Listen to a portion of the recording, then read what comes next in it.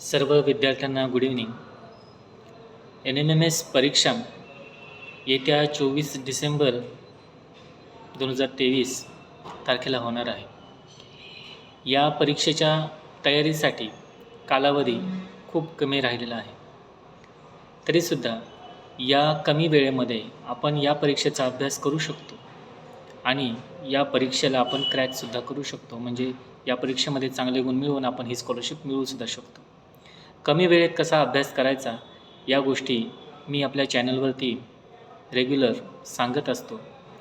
अभ्यासामध्ये नेमकं कोणत्या पॉईंट्सवरती फोकस केला पाहिजे, पाठीमागच्या सराव प्रश्नपत्रिकांचा सराव कसा केला पाहिजे आणि बऱ्याचशा प्रश्नपत्रिका आपल्या चॅनलवरती यापूर्वीसुद्धा सोडवून दिलेल्या आहेत आणि ते व्हिडिओज नक्की आपण सर्व विद्यार्थ्यांनी पाहावेत आणि त्याच्यातून मार्गदर्शन जरूर घ्यावं.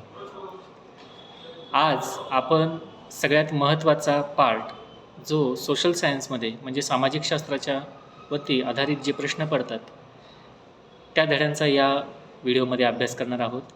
यातला आज पहिला धडा आपण बघतोय, संसदीय शासन पद्धतीची ओळख. मित्रांनो, आपल्याला सगळ्यांना माहिती आहे की भारताची शासन पद्धती ही संसदीय शासन पद्धती आहे. संसदेच्या मार्फत शासन व्यवस्था भारतातली काम करत असते. मग ती वेगवेगळ्या टप्प्यामध्ये कशा पद्धतीनं काम करते आणि कोणकोणते शासन पद्धतीचे प्रकार पूर्ण जगभरात अस्तित्वात आहेत, या सर्व गोष्टींचा अभ्यास आपण या व्हिडिओच्या माध्यमातून करणार आहोत. संसदीय शासन पद्धती म्हणजे अशी शासन पद्धती ज्याच्यामध्ये लोकांमार्फत निवडून दिलेले प्रतिनिधी हे संसदेमध्ये निवडून जातात आणि तिथं राहून ते कायदे कानून बनवतात आणि त्यानुसार देशाची शासन व्यवस्था चालत असते, देशाचा राज्यकारभार चालत असतो.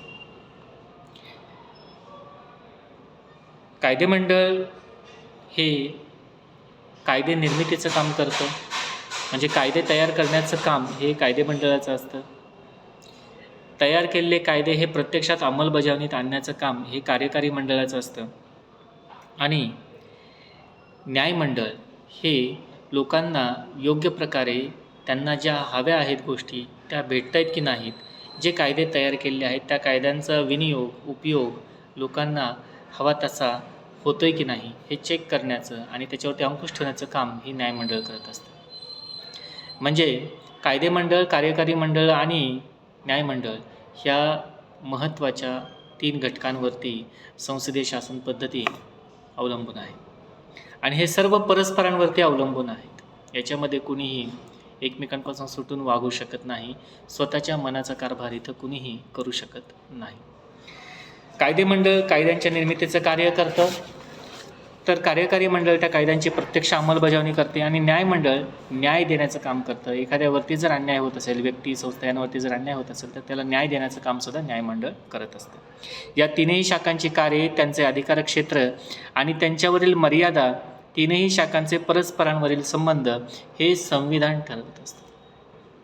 संविधानाच्या माध्यमातून या तीनही मंडळांनी एकमेकांना सहकार्यानं कशा पद्धतीनं काम करायचं हे या मंडळांना या संविधानाच्या माध्यमातून सांगितलं गेलेलं असतं. या संविधानाविषयी आपण दुसऱ्या एखाद्या व्हिडिओमध्ये जास्त डिटेलमध्ये पाहूया. हे संबंध कशा स्वरूपाचे असतात यावरून शासन संस्थेचे स्वरूप ठरत असतं. तर शासन पद्धतीचे प्रमुख 2 प्रकार यावर निर्माण झाले दिसतात. एक तर संसदीय शासन पद्धती आणि दुसरं अध्यक्षीय शासन पद्धती. तर संसदीय शासन पद्धती म्हणजे काय? संसदीय शासन पद्धती ही प्रामुख्याने इंग्लंडमध्ये विकसित झाली.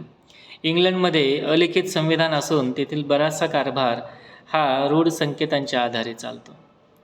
म्हणजे काही ठराविक गोष्टी जे संकेत आहेत की राजाने असं वागलं पाहिजे, अधिकाऱ्याने असं वागलं पाहिजे, पोलिसांनी असं वागलं पाहिजे, हे काही रूढ संकेत आहेत आणि त्या संकेतांच्या आधारे ब्रिटिश म्हणजेच इंग्लंडचं प्रशासन शासन काम करतं. पार्लमेंट ही अशीच तेथे उत्क्रांत झालेली संस्था आहे. पार्लमेंट एक संस्था आहे, शासकीय संस्था आहे. पार्लमेंटवर आधारित पार्लमेंटरी म्हणजे शासन पद्धती हे इंग्लंडचे योगदान मानले जाते. भारतात ही शासन पद्धती संसदीय शासन पद्धती म्हणून आपण स्वीकारलेली आहे.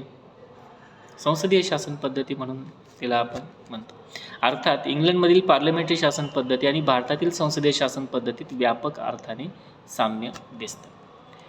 संविधान तयार होताना बऱ्याचशा बाहेरच्या देशांचा आदर्श डोळ्यासमोर ठेवून प्रत्येक देशाच्या संविधानातल्या चांगल्या गोष्टींचा समावेश आपल्या भारतीय संविधानात कसा करून घेता येईल याचा प्रयत्न संविधानकर्त्यांनी केलेला आहे. त्यामुळंच यातली जी संसदीय शासन पद्धती आहे ती त्यातला काहीसा भाग, खास करून पार्लमेंटरी शासन पद्धतीचा भाग हा इंग्लंडकडून आपण घेतलेला दिसतो आणि याचा परिणाम त्याच्यामध्ये बरंचसं साधर्म्य दिसून येते, साम्य दिसून येते. तर भारतीय संसदीय शासन पद्धतीची नेमकी वैशिष्ट्ये काय आहेत हे समजून घेऊया. संसदीय शासन पद्धती ही राज्यकारभाराची एक पद्धत आहे. केंद्रीय शासन यंत्रणेच्या कायदेमंडळाला संसद असं म्हटलं जातं. जे लोक कायदे तयार करतात त्यांना संसदेचे सदस्य म्हटलं जाते. तर राष्ट्रपती, लोकसभा आणि राज्यसभा या सर्वांची मिळून संसद होत असते. 3 गोष्टी संसदेमध्ये सामील होतात: राष्ट्रपती, राज्यसभा आणि लोकसभा. हे पहिलं वैशिष्ट्य. दुसरं वैशिष्ट्य आहे संसदेच्या लोकसभेतील प्रतिनिधी जनतेकडून थेटपणे निवडले जातात. या सभागृहातील सदस्यांची संख्या निश्चित असते. म्हणजे लोकसभेमध्ये जे लोक निवडून जातात यांची संख्या ही निश्चित असते आणि हे थेट निवडणूक लढून जिंकून आलेले असतात. हे दुसरं वैशिष्ट्य. लोकसभेच्या निवडणुका ठराविक मुदतीनंतर होत असतात. साधारण दर 5 वर्षानंतर लोकसभेच्या निवडणुका होत असतात. या निवडणुका सर्व राजकीय पक्ष लढवतात. यात कुणीही उभं राहू शकतं, पक्षामार्फतही उभं राहू शकतं, अपक्षसुद्धा उभं राहू शकतं या इलेक्शन्स, या निवडणुकीला. त्यात ज्या राजकीय पक्षाला निम्म्यापेक्षा जास्त जागा मिळतात तो बहुमतातला पक्ष मानला जातो. म्हणजे ज्याच्याकडे बहुमत आहे तोच पक्ष सरकार बनवू शकतो. बहुमत असलेला पक्ष हा सरकार बनवत असतो. काही वेळेस कोणत्याही एका पक्षाला स्पष्ट बहुमत मिळत नाही. ही स्थिती बऱ्याचदा महाराष्ट्रानं अनुभवली आहे. मागच्याच गेल्या 2-3 वर्षामध्ये अशा पद्धतीचं वातावरण महाराष्ट्रानं अनुभवलेलं आहे. जेव्हा एखाद्या पक्षाला स्पष्ट बहुमत मिळत नाही तेव्हा काही पक्ष एकत्र येतात आणि आपलं बहुमत सिद्ध करतात. काही पक्ष सामंजस्यानं एकत्र येतात, काही ठराविक मुद्द्यांवरती एकत्र येतात आणि सामंजस्यानं त्यांचं नवीन सरकार बनवतात. तर त्याला आघाडी सरकार असं म्हणतात. अशा तऱ्हेने जनतेकडून निवडून आलेले प्रतिनिधी कायदेमंडळाचे सभासद होतात. बहुमतातल्या पक्षाला आपले सरकार स्थापन करता येते. हे बहुमतातले सरकार जे स्थापन करतायत ते यापुढे राज्यकारभार चालवू शकतात. यासाठी त्यांना पहिल्यांदा इलेक्शनमधून निवडून यावं लागेल. निवडणुकीच्या माध्यमातून त्यांना निवडून जावं लागेल आणि मग ते कायदेमंडळात म्हणजेच संसद किंवा विधानभवन किंवा विधान परिषद अशा ठिकाणी ते सामील होऊ शकतात. इथं खास करून आपण फक्त संसदीय गोष्टींचा अभ्यास करतो आहे, म्हणजे केंद्र स्तरावरच्या या गोष्टी आहेत म्हणून संसदेचाच उल्लेख इथं आपण करतो. या बहुमतातल्या पक्षाचा नेता प्रधानमंत्री होतो आणि तो आपल्या काही सहकाऱ्यांची मंत्रिपदासाठी निवड करतो. जे बहुमतातले खासदार आहेत लोकसभेचे ते सर्व मिळून प्रधानमंत्रीची नेमणूक करतात आणि प्रधानमंत्री मग त्यांच्या मर्जीतले किंवा त्यांच्या पक्षामार्फत जे लोक मंत्रिपदासाठी इच्छुक आणि योग्य उमेदवार आहेत ते निवडले जात असतात आणि यापुढे त्या डिपार्टमेंटचा त्या खात्याचा प्रमुख त्यांचे मंत्री पाहून घेत असतात आणि तो कारभार ते मंत्री करत असतात. प्रधानमंत्री व त्यांनी निवडलेलं मंत्रिमंडळ हे संसदीय शासन पद्धतीतील कार्यकारी मंडळ. आता स्वतः प्रधानमंत्री हे कार्यकारी मंडळाचे सदस्य आहेत आणि शिवाय त्यांचे जे मंत्री आहेत मंत्रिमंडळातले ते सुद्धा कार्यकारी मंडळ. म्हणजे प्रत्यक्ष कामाची अंमलबजावणी या कार्यकारी मंडळामार्फत, या मंत्र्यांमार्फत होणार आहे. संसदीय शासन पद्धतीतील कार्यकारी मंडळ यांच्यावर दुहेरी जबाबदारी असते. कार्यकारी मंडळ म्हणून त्यांना कायद्यांची अंमलबजावणी तर करावी लागतेच आणि शिवाय कायदेमंडळाचे ते सदस्य असताना ते सदस्य आहेत म्हणून कायदेमंडळाशी संबंधित जबाबदाऱ्यासुद्धा त्यांना पार पाडाव्या लागतात. म्हणजे त्यांना या कायद्यांची अंमलबजावणीसुद्धा करावी लागणार आहे आणि ते या सभागृहाचे सदस्य आहेत आणि त्यासाठीचे जे त्यांच्या जबाबदाऱ्या आहेत त्यासुद्धा त्यांना पार पाडाव्या लागतील. मंत्री झाला म्हणजे त्यांना या कायदेमंडळाच्या जबाबदाऱ्यांमधून बाहेर पडता येणार नाही.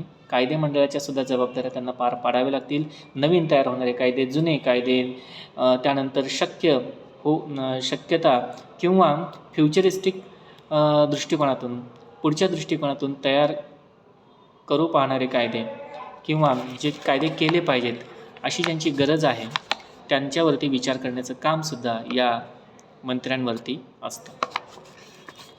प्रधानमंत्री आणि त्यांचे मंत्रिमंडळ आपल्या सर्व कृती आणि धोरणांसाठी पुन्हा कायदेमंडळाला जबाबदार असतात. एकत्रितपणे सम टोटलमध्ये जर बघायचं झालं तर कायदेमंडळ हे सगळ्यात महत्त्वाचं आहे. हे सर्व मंत्री कायदेमंडळाला जबाबदार असतात. याचा अर्थ असा की मंत्रिमंडळाला कायदेमंडळाला बरोबर घेऊन राज्यकारभार करावा लागतो. समजा मंत्री काही जण वेगळे व्यक्ती झालेले आहेत आणि कायदेमंडळामध्ये काही वेगळे व्यक्ती आहेत, तरीसुद्धा मंत्रिमंडळाला मनमानी कारभार करता येणार नाही. त्यांना इतर कायदेमंडळातल्या इतर सदस्यांना विचारात घेऊनच काम करावं लागणार आहे. म्हणून याला जबाबदार शासन पद्धती असं म्हणतात.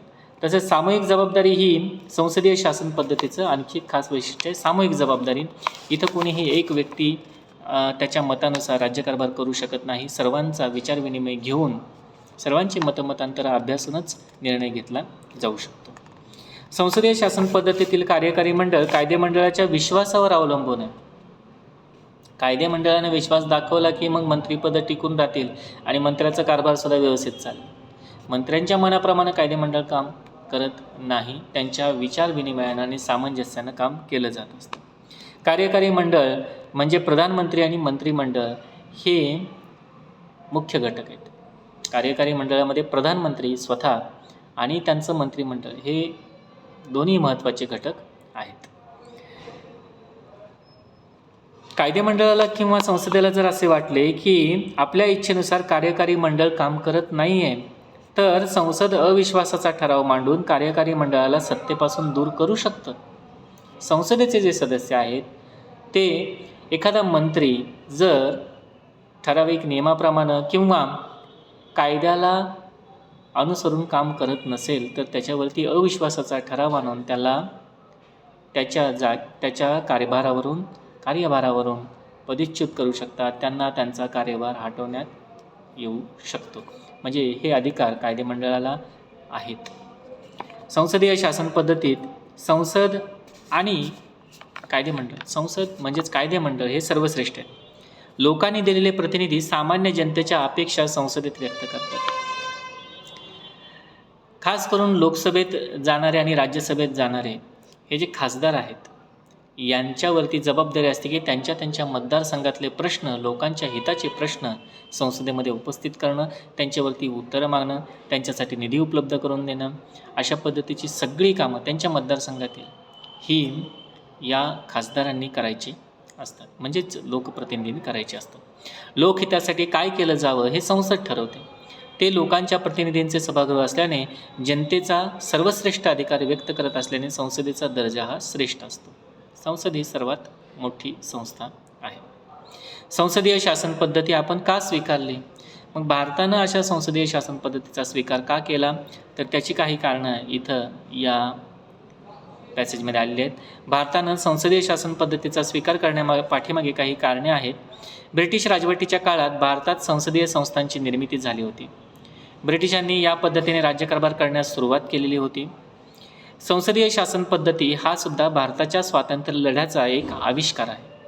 त्यामुळे या पद्धतीचा भारतीयांना परिचय झाला होता. संविधान सभेत या पद्धतीवरती बरीच चर्चासुद्धा झाली. संविधानकर्त्यांनी या पद्धतीमध्ये भारतीय परिस्थितीला अनुकूल ठरतील असे काही बदल केले आहेत. बघा, प्रत्येक देशाची संस्कृती, तिथलं कल्चर, तिथल्या लोकांचं राहणीमान या सगळ्या गोष्टींचा विचार करून कायदे तयार करावे लागतात आणि या सगळ्यांचा विचार संविधानकर्त्यांनी त्या काळात करूनच संसदीय शासन पद्धती अवलंबलेली आहे. संसदीय शासन पद्धतीत चर्चा, विचारविनिमयाला मोठा वाव असतो. सार्वजनिक हिताच्या प्रश्नांवरती संसदेत चर्चा होत असते. कोणताही निर्णय किंवा कायदा हा कोणाच्या तरी मनात आला म्हणून हा पारित केला जात नाही किंवा तो पास होत नाही, तर त्याच्यावरती खोलवर चर्चा होते. त्याचे फायदे, नुकसान, तोटे आणि इतर सर्व बाबींवरती विस्तृत अशी चर्चा केली जाते आणि मग तो कायदा पास करायचं का नाही हे ठरवलं जातं आणि बहुमत असेल तर तो कायदा पास केला जात असतो किंवा पारित होत असतो.